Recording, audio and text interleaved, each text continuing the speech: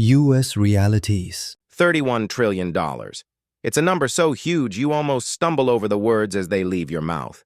$31,000 billion. Written out, it's a 31 followed by 12 zeros. When you hear that figure, maybe you shrug and think, that's just the national debt.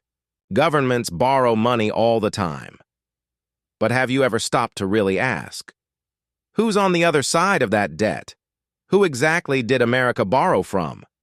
And here's the uncomfortable question.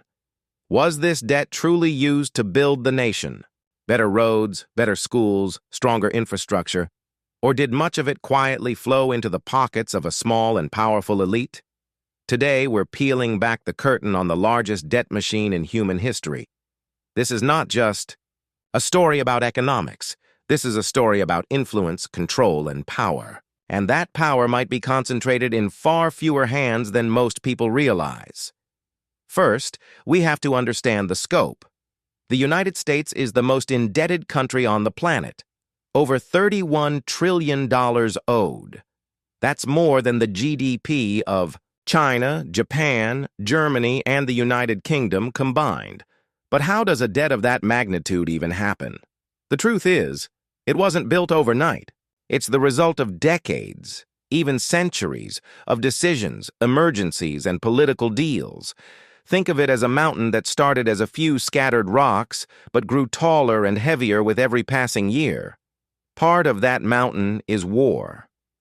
Iraq, Afghanistan, Vietnam. Each of these conflicts cost hundreds of billions of dollars, sometimes more.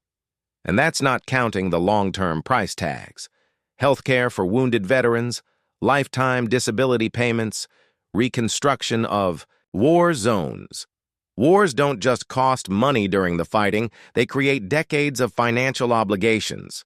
Then there are the crises. In 2008, the global financial system nearly collapsed. To prevent total economic chaos, the U.S. government spent trillions rescuing banks and corporations. In 2020, the pandemic brought global trade to a halt. Businesses closed, unemployment soared, and the government stepped in with massive stimulus packages, again, funded largely by borrowing. And then there's politics. Tax cuts that reduce revenue, massive infrastructure spending, expansion of social programs like Medicare and Social Security. These programs benefit millions, but they also require enormous cash flows.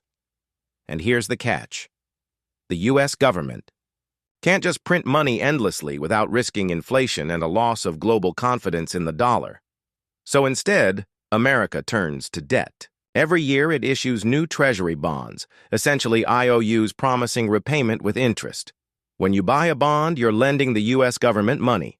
And those bonds don't just sit in a drawer somewhere, they become part of a vast global marketplace. So, who actually holds America's debt? The breakdown is revealing. Roughly 65% is domestic, owed to American citizens, pension funds, mutual funds, banks, and insurance companies. About 25% is owned by foreign governments and investors, with China, Japan, the United Kingdom, and Saudi Arabia topping the list. The remainder is held by the Federal Reserve, the U.S. Central Bank. On paper, it can almost look like America is borrowing from itself. But in reality, this debt is traded in one of the most liquid and active markets in the world. Government. Bonds are bought and sold constantly, generating profit for those who know how to play the game. And in that game, only a small circle of big financial players, think major banks and global asset managers, take home the lion's share of the profits, and the profits are huge. Every debt comes with interest, and the United States pays around $800 billion a year in interest alone. To put that in perspective, that's more than the entire military budget of China. It's more than what most nations spend to run their entire government. And where does that money go?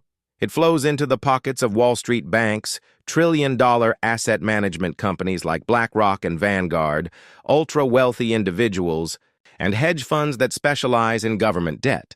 For them, the national debt isn't a problem. It's a product. The bigger it grows, the more they earn. And here's the bitter irony. This money comes from taxes paid by ordinary Americans. The public pays the bill. The financial elite reap the rewards. But here's where it gets even more dangerous. Debt isn't just an economic matter. It's a political weapon. Republicans often use the size of the debt to argue for cutting social programs, education, health care, housing assistance.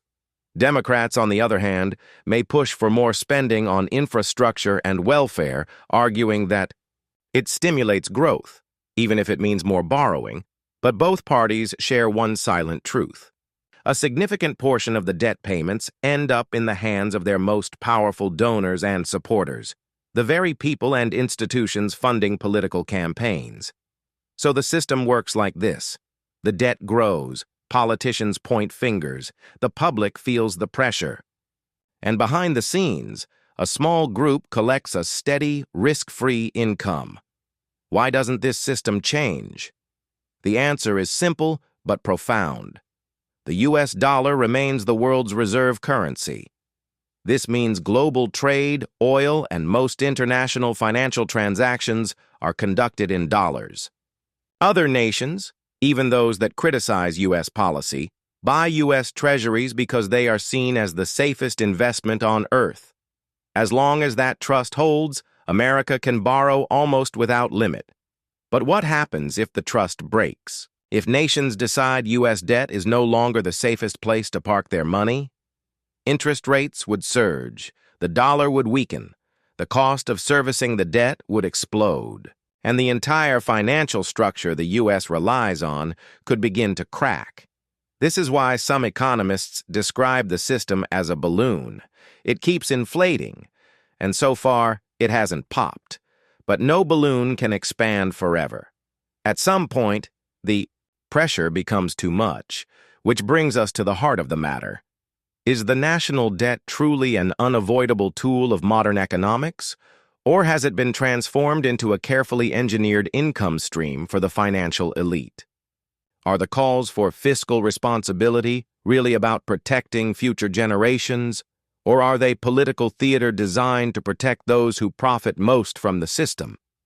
Was this debt truly invested in building the nation, safer bridges, better schools, modern hospitals, or did the bulk of it vanish into a financial maze that gives nothing back to the people who ultimately pay for it?